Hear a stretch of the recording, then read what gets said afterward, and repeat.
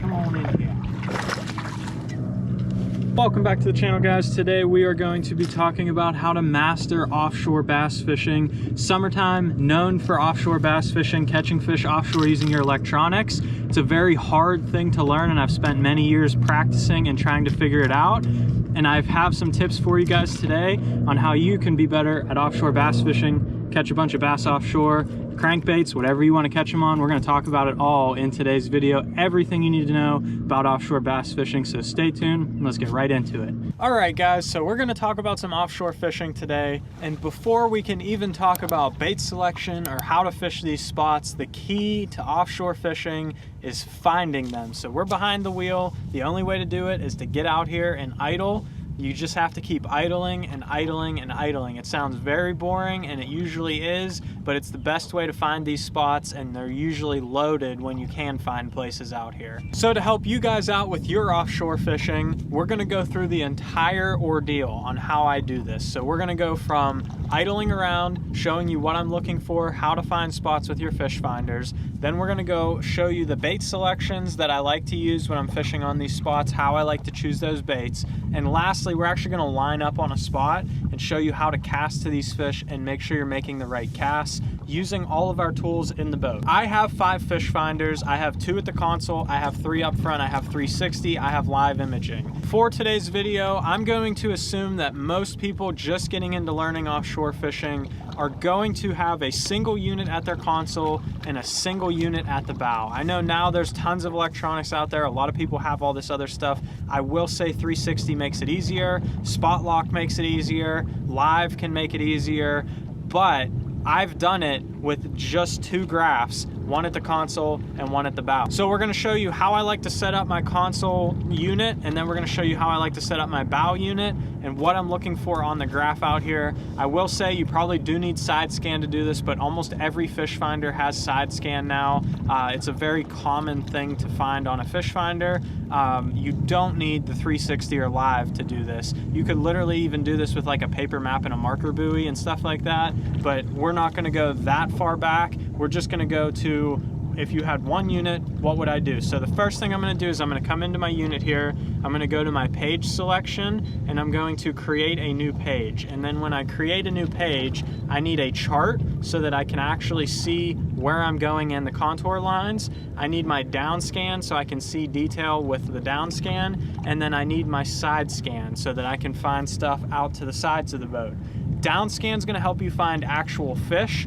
You'll actually see dots. You can find brush piles and stuff that way, but if you're idling like ledges and stuff like that, down scan will allow you to actually see the dots down on the bottom. Side scan is going to allow you to see brush piles and other types of cover out to the side and cover a lot more water. The last thing I'm gonna do is change my layout so I have the biggest view as my side scan, so you can get the widest field of view, and then I'm gonna hit save. And then the other thing, everyone's gonna ask, what are your settings? What settings do you use? All that kind of stuff. I will say settings do matter a little bit, but I change them on almost every lake I go to fine tune my unit into what I'm looking at.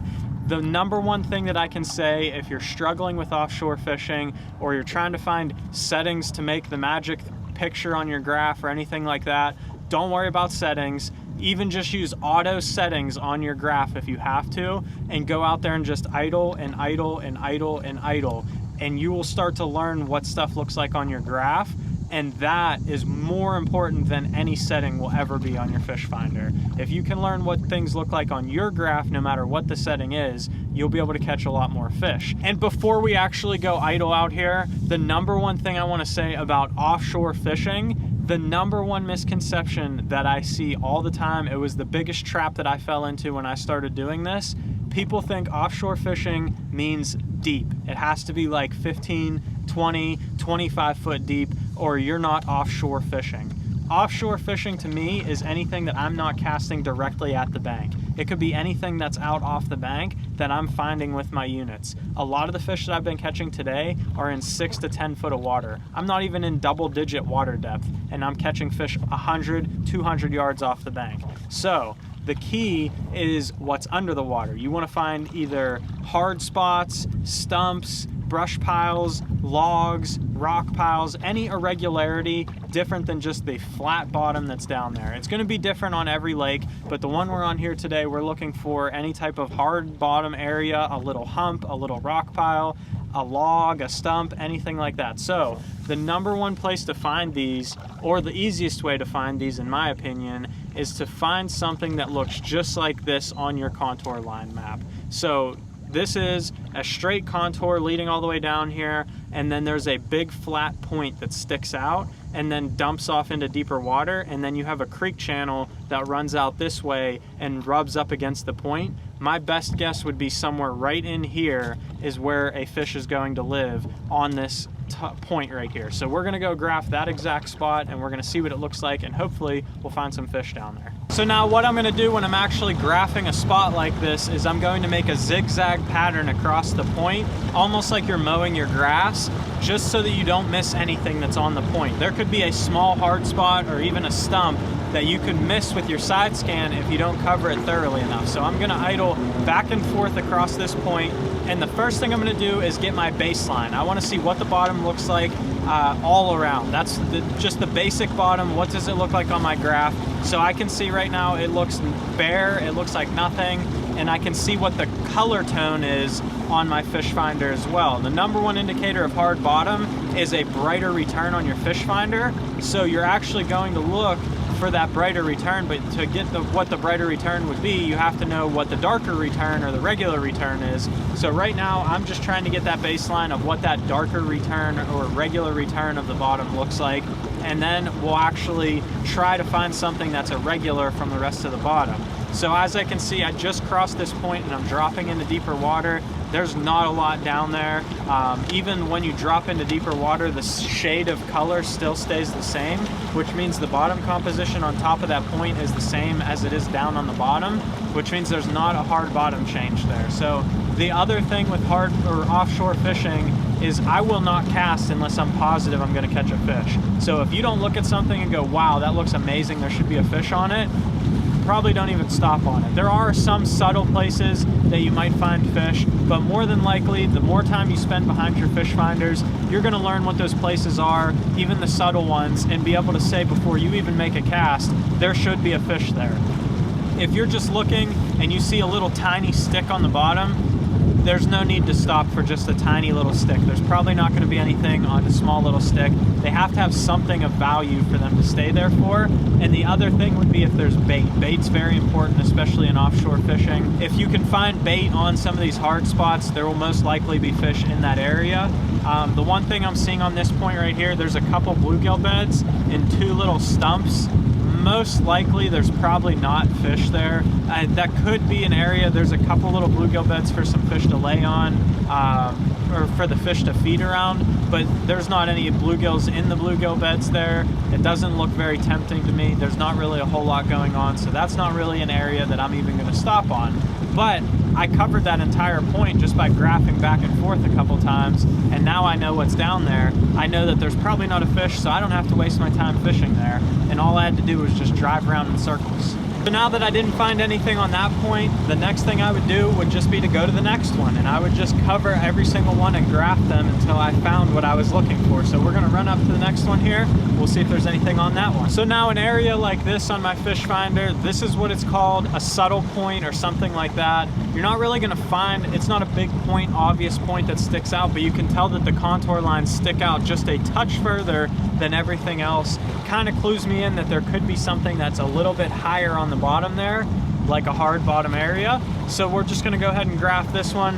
I've already graphed this one, I know what's down there, but there is stuff down here so we can show you what a hard bottom area looks like here. And all I'm gonna do again, I would just do a zigzag pattern back and forth. Finding areas like this that are a little bit more subtle, that's where that practice of just idling and learning what is on the bottom or what areas should look like is going to help.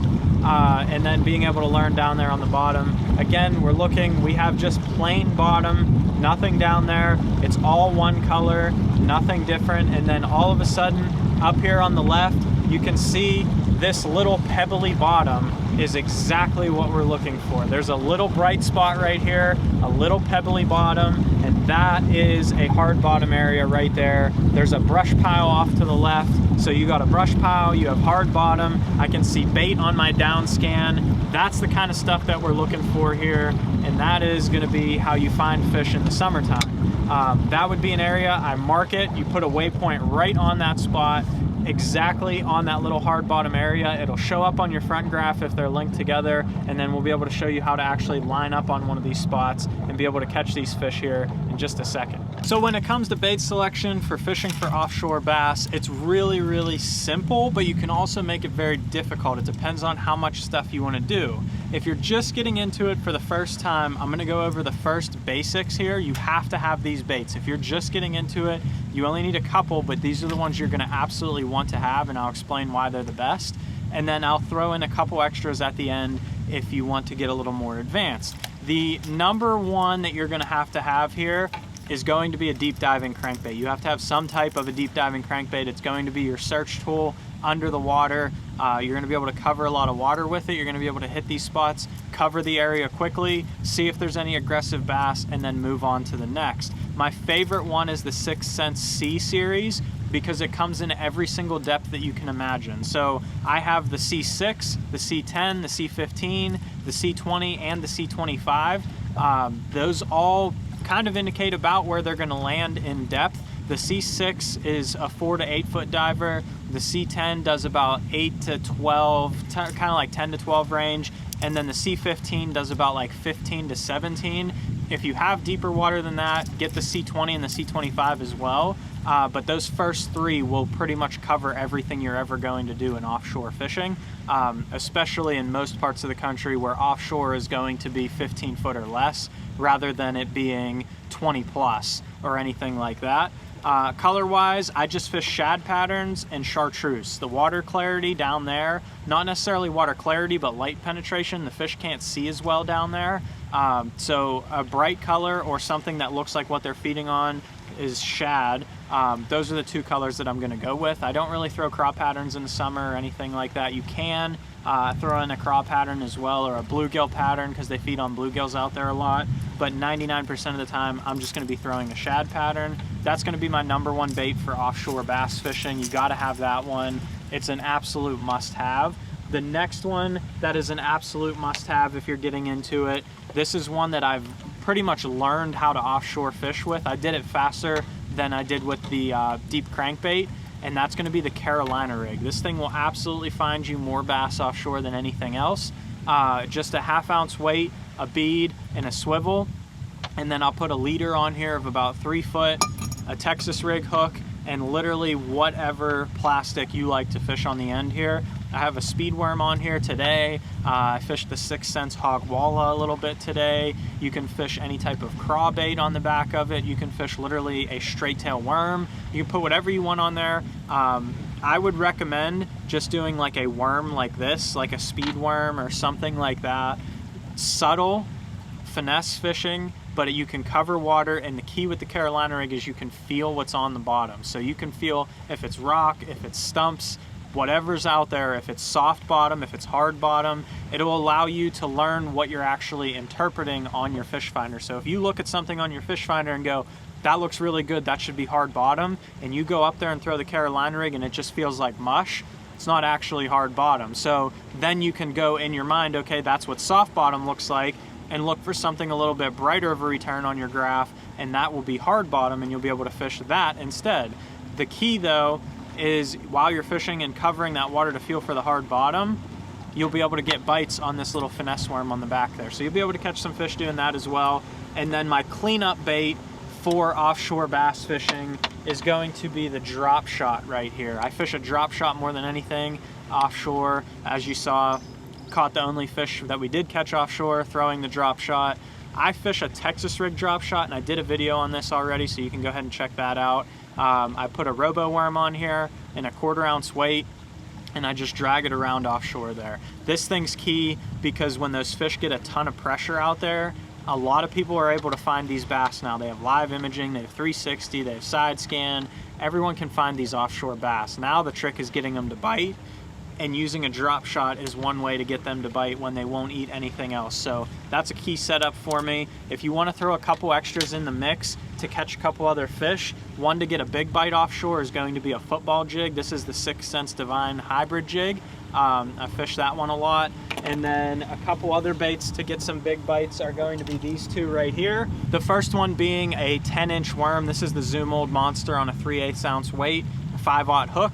That's pretty much all I fish. You just drag it around on the same place as you drag a Carolina rig. That can get you a big bite sometimes offshore. And then the number one way to get a big bite offshore, if you really have some fired up and aggressive fish, is a big flutter spoon like this. I don't throw this one that often. I would rather throw the crankbait than this, but if you have some schooling fish and can get that flutter spoon in there, you can get a big bite doing that. So now that we know the setups, let's head out on the water, line up on that spot we just found, see if we can catch a couple fish. So now that we talked about our bait selection, let's line up on one of these spots and show you how we're actually gonna fish it. The biggest thing is how you set up your screen up here. So what I have is a split screen, half and half. I have 2D sonar just to see if any fish swim under the boat.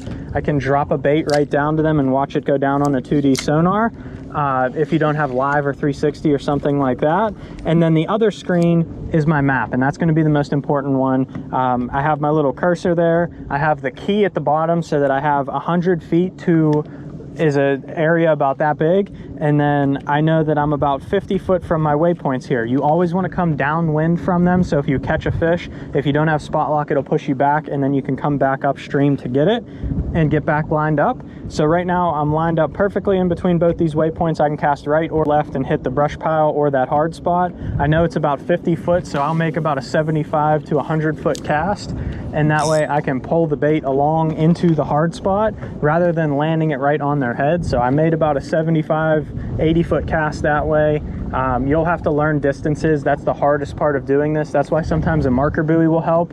If you go over top of a spot like we did there, you can just throw a marker buoy on the side of it, and then you can turn around and see where that marker buoy is, line up with your fish finder, and then you'll know that's how far a distance is, and you can get used to how far distances are on your fish finder to the point where you won't even need the marker buoy anymore. So I'll throw my bait out there. The hardest part with bait selection is determining the mood of your fish. I've been fishing all day today. They're not biting that great, so I'm actually just starting with a drop shot on this spot, trying to get a bite. But you can start with a crankbait to see if you can fire them up with that. You can start... That was a bluegill, but that means there's bait here, so that's a good sign. That's another good thing. If you're throwing like a Carolina rig or a worm or something like that and you're getting bit by bluegills, that means there's fish in the area because there's food for them to feed on while they're down there. So we'll try and hit this brush pile out here. We'll do the same thing, another 80, 100 yard cast, 100 foot, not yard, that's far. We'll get that out there, let that thing sink down to the bottom. Pretty much anything will work out here for these offshore fish. There's a ton of selection that you can actually use for them. It's just a matter of finding the right one for that given day. That's often why you'll see when guys fish offshore, when you're fishing shallow, like you're either flipping a jig or throwing a moving bait, usually you can put just a couple rods on the deck. When you're fishing these offshore fish, even each spot can be different. I've caught fish on a crankbait up there, a Carolina rig over there. I've caught them on a jig. I've caught them on everything today. So you can have a bunch of different baits out and rotate between them to figure out what that given bait is for the day. I've been fishing these fish for about a month now, and literally every time I come out here, they want something different. I've been out here 2 days in the same weekend and fished the same spots, and they'll eat a Carolina rig one day and a drop shot the next, or a jig the next day. Like, they're very particular on what they want to eat. It can depend on wind, it can depend on a numerous amount of factors, pressure, everything. You just have to determine what they want for that given day. And then all you'll do is just pepper this spot with casts. You don't need to go and cover water or anything like that. You already know exactly where the key area is. So I know that hard spot is right. I can line up with my fish finder and I can throw right over here, and I'm hitting that hard spot, and I know that my bait's in there, and I potentially could get bit on every single cast that I throw in there. You just want to feel for the bottom, make sure your bait's actually in the right area, drag it slow down there, and keep it in front of the fish's face. As long as you're hitting that same spot over and over again, then you should be good. The biggest thing is if you're not getting bit, just keep moving. Sometimes these fish, they're down there, but they just won't bite anything. Sometimes they'll move. They might be there 1 week, they might not be there the next. So just covering a bunch of water, moving around, and making sure you hit multiple spots. That's how you're gonna catch more fish doing this offshore game. It is just like bank fishing, where you're going down a bank and hitting a bunch of logs, and you know that if you fish enough logs, you might get a bite. It's the same thing out here, except the logs are under the water, or the hard spots under the water. It might be a point that sticks out that you would fish on the bank. Basically, anything that looks good on the bank, if you saw that same thing out here, it would be good out here as well. So if you have 100 stumps marked and run every single one of them, it'd be the same thing as fishing 100 stumps on the bank. You're eventually going to get some bites. The biggest thing about finding stumps out here as opposed to shallow is that there could be more than one bass up on these stumps here.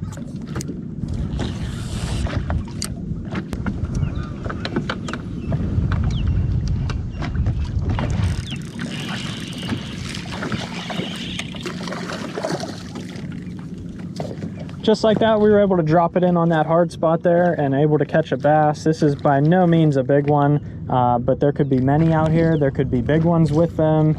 You have no idea what you could catch on these offshore spots. There could be 100 bass of this size. There could be 2 that are 5-pounders. You never know, but that's as easy as it is to catch fish offshore. So I hope you enjoyed today's video. If you want to see another video on how to catch fish on a Carolina rig, go ahead and check this one out right here. Another awesome bait for fishing on these offshore fish. Make sure you hit the subscribe button so you don't miss any more of my videos coming up. Thanks for watching.